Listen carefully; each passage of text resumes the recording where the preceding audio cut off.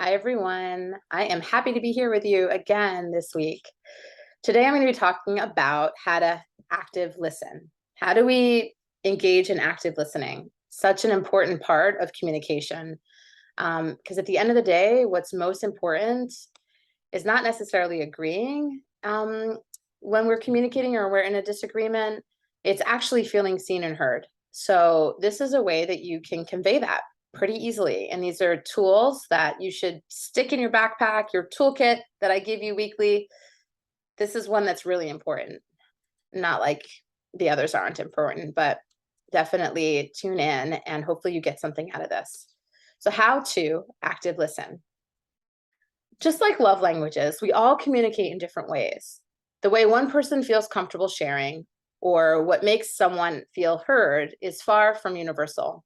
If you're struggling with how to make a partner feel heard or important people in your life give you feedback that they wish you listened more, a mismatch of communication styles might be at play. It can be hurtful to hear that others aren't reading you as emotionally present, especially when you actually feel very invested in them and their well being. Here are a few ways to signal your interest in and empathy for what others share with you and enhance your loved one's feelings of connection and care when they open up to you and work on being vulnerable. Number one, ask questions. It can sound counterintuitive to ask questions when we're supposed to be listening, right? Doesn't that mean we're talking over them? If you're asking the right questions, it can actually have the opposite effect, inviting them to share more and get further into the issue. When we feel we're listening more intently, it can feel to our loved ones that we're disengaged or thinking about something else. Asking questions shows that we're actively listening and actually want even more information. Asking questions can look like inquiring for more detail or context. For example, wait, so this was the same Lisa that you met at the holiday party in January? Or confirming important parts of the issue, like, and this is after he told you that you couldn't invoice for any more overtime, right? These show that you're listening and connecting the pieces as someone shares, and you're motivated to assign everything the correct weight and context. You can think of it almost like making notes in the margins or leaving post-its in a book that matter to you. Questions can also gently invite your loved one to share further or get more vulnerable. Like, wow, he actually said that? How did that feel? Or that's unbelievable. Would you have ever imagined that that could happen?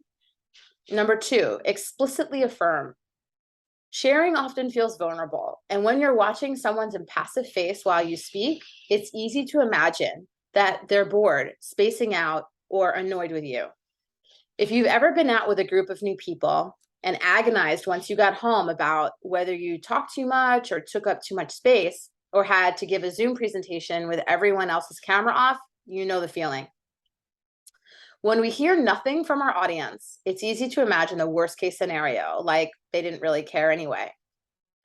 One way to prevent this is to explicitly name and respond to what we're hearing. You may have heard this described as rephrasing things back to them. When you're listening to someone, but another way to think of it is just affirming that you've heard them and care. This happens much more naturally in our speech than it sounds. It just means naming the person's experience with emotional context to show that we're internalizing it and responding to it.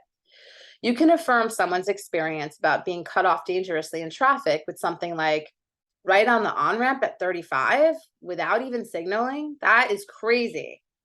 In a more personal or intimate context, someone sharing that something you did hurt them could be responded to like, wow, so when I was late to dinner, you thought I had totally forgotten we even had a date? Yeah, that would be so awful. Number three, offer emotional mirroring. One thing many of us struggle with when it comes to relating to others' personal experiences is being able to tell when we're relating in a comforting way and when we're actually making someone else when we're sorry, I'm getting tongue tied. When we're actually making someone else's feelings about us. One way to think of this is to pay attention to whether you're talking about an internal shared experience or an external one. If a friend is relating a fight she had with her partner, sharing the details of a fight you had with your partner indeed might make them feel like you're not censoring and focused on your friend's experience. However, If you can think through the external details of both your friend's experiences and your own and look more at the emotional core of how it impacted you, that can be a really affirming and empathic place to connect that validates how your friend is feeling and reassuring them that they aren't alone. In practice, this looks like avoiding saying, I know what you mean. Taylor and I fight about money all the time. We actually just had a huge fight about it last month, and I went to go stay at my mom's. And instead of saying something more like, it sounds like you felt really helpless and were extra frustrated because they brought up such a big money issue right before rent was due. I know when Taylor and I have fights about money, I always get way more upset about it than I do about other topics because I start thinking about what will happen if I can't pay my bills. Woo! Hopefully that was helpful. So I want to hear your thoughts. Share, please, post comments, subscribe to my channel. I will see you all next week. And thanks again for supporting me, following me, and being on this journey with me. Take care.